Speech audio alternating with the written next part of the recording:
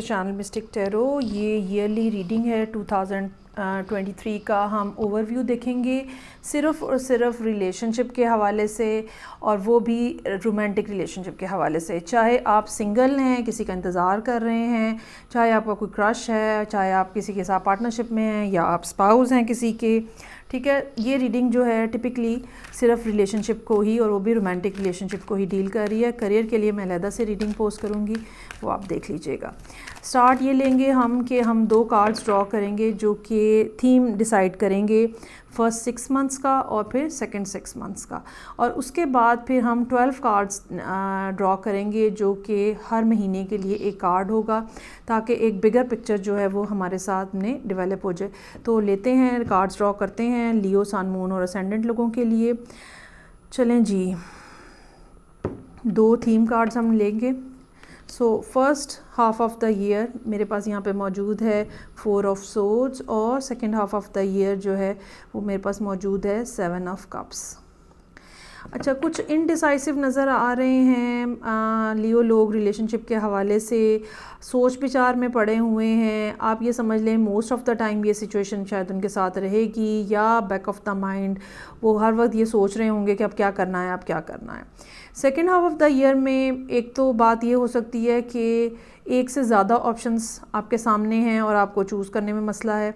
एक दूसरी बात ये हो सकती है कि आप अपने आप को अंडर वैल्यू कर रहे हैं, अंडर एस्टिमेट कर रहे हैं, और आपको जो बेहतरीन पर्सन आपके सामने मौजूद है आप उसको भी चूज़ करते हुए घबरा रहे हैं कि मुझे इतना अच्छा कैसे मिल सकता है। ये एक फीलिंग जो है वो यहाँ पे नज़र आ रही है, और मैं इतना अच्छा कैसे डिज़र्व कर सकता हूँ या कर सकती हूँ। तो ये एक ओवरऑल बात है यहाँ पे। बहरहाल कोई बहुत ज़्यादा अच्छी सूरत हाल नहीं है। कन्फ्यूजन जो है वो आपको कोई एक्शन नहीं लेने देती है, किसी तरफ पाँव नहीं बढ़ाने देती है, कोई स्टेप नहीं लेने देती है। लेकिन बहरहाल हम देखते हैं कि फर्स्ट 6 कार्ड्स पहले हम देखते हैं जनवरी से ले के और फिर जून तक। उस दौरान लियो, सन, मून और असेंडेंट लोगों के लिए क्या मामलात रहेंगे उसको हम पहले कंसिडर करते हैं। सो कार्ड्स ड्रॉ कर लेते हैं। जनवरी, फरवरी, मार्च, अप्रैल, मई और जून। अच्छा जी, अब यहाँ पे 4 ऑफ सोर्ड्स जो कि एक बड़ा सोच विचार करने वाला कार्ड है, उसके नीचे, उस हेडिंग के नीचे हमारे पास पहला कार्ड जनवरी के लिए आ रहा है 6 ऑफ वॉन्ड्स का। अच्छा, 6 ऑफ वॉन्ड्स यहाँ पे एक सक्सेस की तरफ इशारा है। चूँकि रिलेशनशिप का कार्ड है, सो इस बात का चांस है कि आप वो जो सोच विचार बहुत ज़्यादा कर रहे हैं उसके नतीजे में बहरहाल आप रिलेशनशिप में आगे बढ़ रहे हैं। आप उस पर्सन की तरफ आगे बढ़ रहे हैं जिससे या तो आपकी पहले कम्युनिकेशन 2022 में या तो आपकी कम्युनिकेशन नहीं रही है या मिनिमल रही है। Now you are heading towards that person in the full glory, और आप जो है वो इस बारे में आपने जैसे सोच लिया है, ठान लिया है, डिसाइड कर लिया है कि मुझे छुपाना कुछ नहीं है और मुझे अलल ऐलान करना है जो भी करना है, और मुझे इस रिलेशनशिप को लेके आगे बढ़ना है। अच्छा जी, उसके बाद क्वीन ऑफ सोर्ड्स है। ये जो क्वीन ऑफ सोर्ड्स है ये कोई लिब्रा एनर्जी हो सकती है, ठीक है। ये आप ख़ुद भी हो सकते हैं कि आप जो है, या तो आप इस पर्सन के साथ फरवरी में डील कर रहे होंगे, ठीक है। ये एक बहुत ही ज़्यादा आप कह लें इंटेलिजेंट, हाई वैल्यू पर्सनालिटी होती है, जो कि मशवरा बहुत अच्छा देती है, जो कि सिचुएशन को डाइसेक्ट बहुत अच्छा से करती है, एनालाइज बहुत अच्छा से करती है। और ये भी हो सकता है ये पर्सन जो जिसके लिए आप सोच रहे हैं कि रिलेशनशिप में रखना है नहीं रखना है, ठीक है, ये पर्सन जो है ये वो पर्सन हो, और ये आपको कॉल करते हैं या आपसे बात खुद करना चाह रहे हैं। आपकी तरफ से कुछ कम रिस्पांस नज़र आ रहा है फरवरी के महीने में, ये बात ऐसे बनती हुई नज़र आ रही है। मार्च में टेम्परेंस का कार्ड जो है वो आपको ग्रेजुअली आगे बढ़ने की तरफ कह रहा है। चीज़ों को जिसे कहते हैं ना डेलिकेसी के साथ डील करना, बहुत ज़्यादा जल्दी ना करना, बहुत एहतियात के साथ मामलात को आगे लेके चलना, वरना सब मैसअप हो जाएगा। सो यहाँ पे जुपिटर की पोजीशन भी चेंज हो रही होगी मार्च के एंड के ऊपर, जो कि लियो वालों के लिए बहुत ज़्यादा इंपॉर्टेंट है, ठीक है। उनके 5th हाउस का लॉर्ड है अगर आप लियो असेंडेंट है, तो इस चीज़ से भी आपके मामलात में फ़र्क पड़ेगा, आपके मूड में, आपके मिजाज में, आपके इंटरेस्ट में फ़र्क पड़ेगा।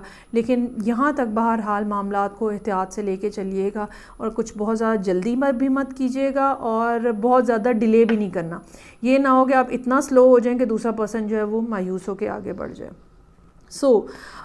अप्रैल में 10 ऑफ कप्स के साथ खुशियाँ जो हैं वो वापस आ रही हैं और you are very happy with the whole situation, ठीक है। और एक एक्साइटमेंट है, एक लव है, रेनबो के कलर्स हैं, फीलिंग है, एक कोई ऐसा पर्सन, ये चाहे वो क्वीन ऑफ सोर्ड्स है या कोई भी और है, कोई ऐसा पर्सन जो आपकी ज़िंदगी में ऑलरेडी एग्जिस्ट करता है, ठीक है। That person is the source of happiness for you और आप उसको देख के बहुत ज़्यादा खुश होते हैं, खिल जाते हैं। वो पर्सन जो है वो यहाँ पे मौजूद है। उसके बाद मई, अब वो जो रिलेशनशिप था आप उसको किसी ना किसी अंदाज में सोलिडिफाई करना चाह रहे हैं, स्ट्रॉन्ग बनाना चाह रहे हैं। हो सकता है कि पहले सिर्फ रोमांस हो, अब आप उस रिलेशनशिप को कंफर्म करना चाह रहे हैं, लीगलाइज करना चाह रहे हैं, ठीक है। आप कुछ ऐसा उस पर्सन को देना चाह रहे हैं जो कि जिसको हम कहते हैं ना वाक़तन समथिंग इन 3D रियलिटी आप किसी के लिए करते हैं, ठीक है। वो घर हो सकता है, वो आपका टाइम हो सकता है, वो आपका मनी हो सकता है। कुछ ना कुछ ऐसा जो कि यहाँ मई में कुछ ना कुछ सॉलिड ऐसा जो कि मई में है और वो होने जा रहा है। ये 2 महीने बेहतरीन अंदाज में गुजर रहे हैं। उसके बाद जून में लवर्स का कार्ड है। लवर्स का कार्ड जो है वो मोस्टली तो जो मेरा अपना एक्सपीरियंस है, लोग अमूमन इसको लव रोमांस के साथ करते हैं, लेकिन मेरा अपना ये ख़्याल है कि यहाँ पे आपको कुछ ना कुछ डिसाइड करना होता है, कोई ना कोई ऑप्शन चूज़ करनी होती है। और मुसीबत ये होती है कि जो ऑप्शन आप चूज़ कर रहे होते हैं ना, मोस्टली वो वही होती है जो आपको नहीं करनी चाहिए, ठीक है।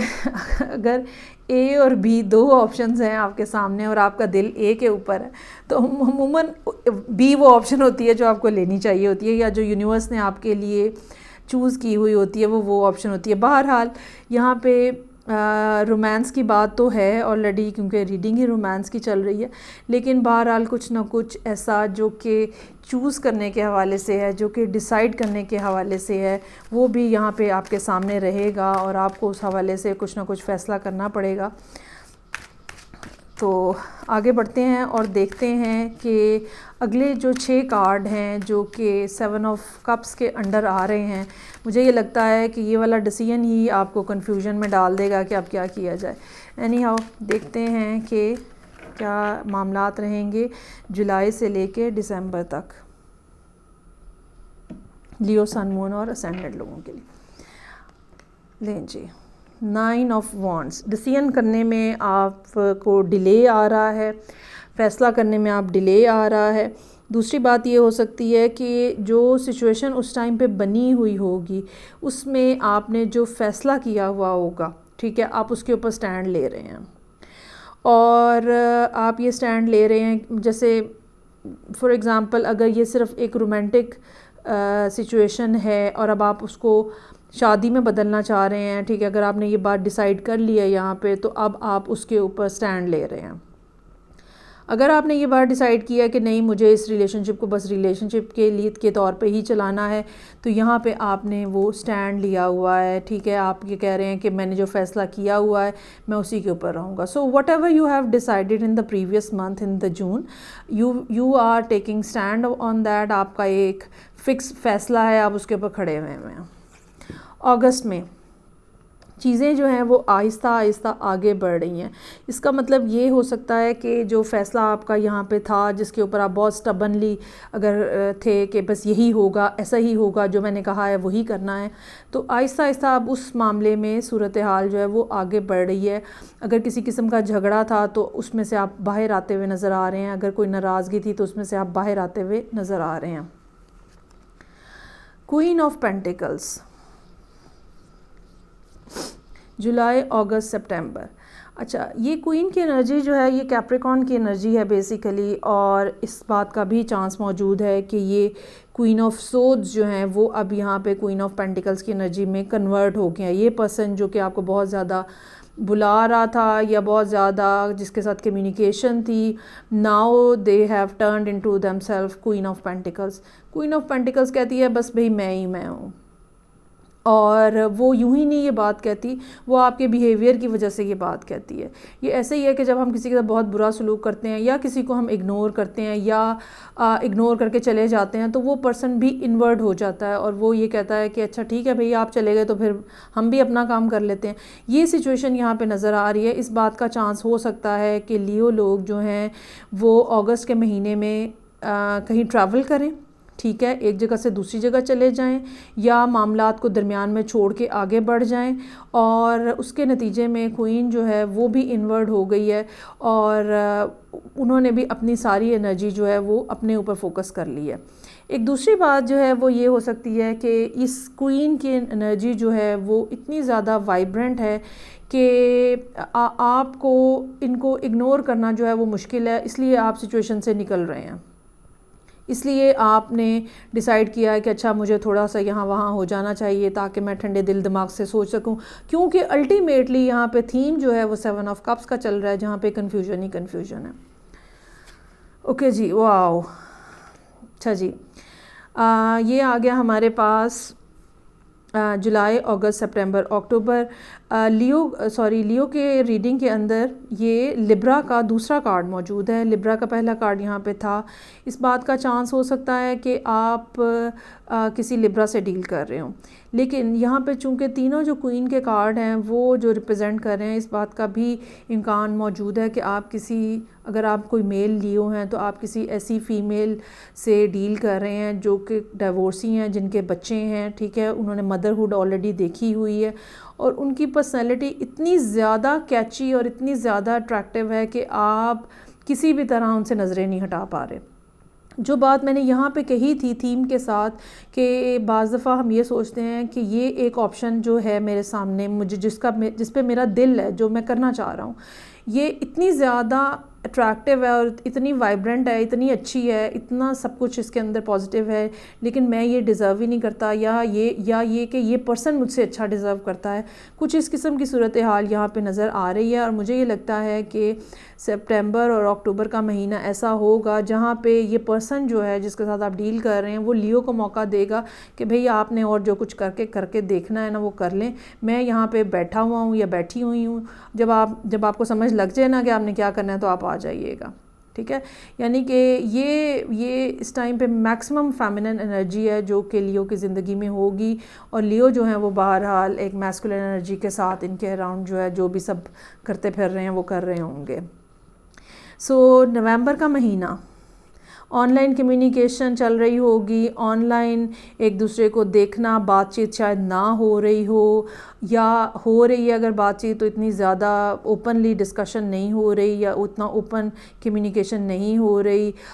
एक दूसरे के हवाले से थोड़ा सा ज़रा एक जिसको कहते हैं ना केयरफुल बिहेवियर, या लियो का एक बिहेवियर ये भी हो सकता है कि वो हर दम भड़क उठने को तैयार हैं, क्योंकि बहरहाल पेज ऑफ सोर्ड्स यहाँ पे मौजूद है। सो अपने आप को कंट्रोल में रखिएगा। नाराज़गी की कोई वजह नहीं है, लड़ाई की कोई वजह नहीं होती है।